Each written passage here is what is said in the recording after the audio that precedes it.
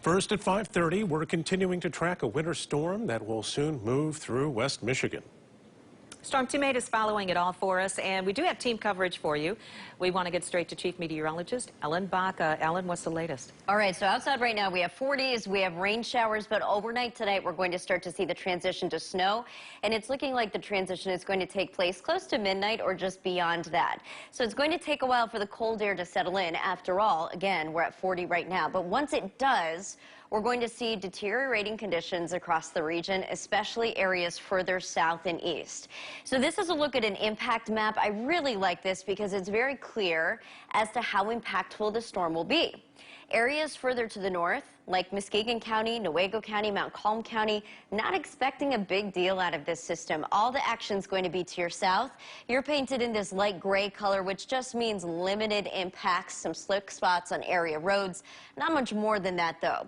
Now, as we get further to the south, halfway through Kent County, most of Ottawa County, and then stretching on the northern fringe of Ionia County, that's where we start to see some minor impacts quickly giving way to moderate impacts. If you're headed south of Grand Rapids tomorrow, you're going to see a really big difference in road conditions because that's when we start to get into the steadier, heavier snow.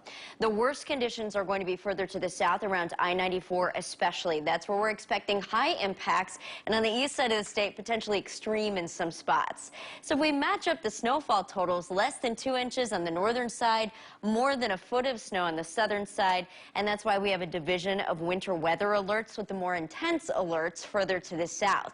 But Matt, these don't even begin until we get to 2 a.m. Tell us more about the timeline. I'll tell you what, the last couple events that we had here in West Michigan were mostly lake effect, and you can tell just by looking at this map, this is not a lake effect event. No less than 20 different states involved in at least a warning, an advisory, or a watch because of this system. And look at some of these cities that are included with it: Denver, Albuquerque, Dallas, St. Louis, Kansas City, Indianapolis, and you can follow that right up into southern lower Michigan.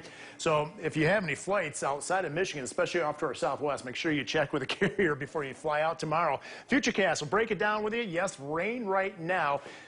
Very strange considering the cold stretch of weather that we've had, but it's not going to last long. We see a transition occur tonight to all snow, and once that happens, it's going to continue snowing for a while.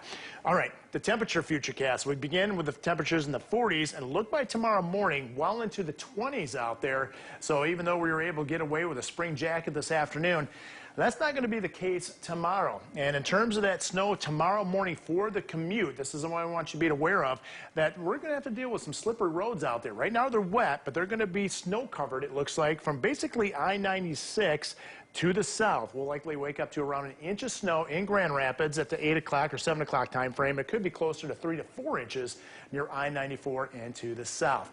We'll have the full forecast, including the 8th day that brings back the Arctic air, moments away. All right, Matt, thank you. Thank you, Matt.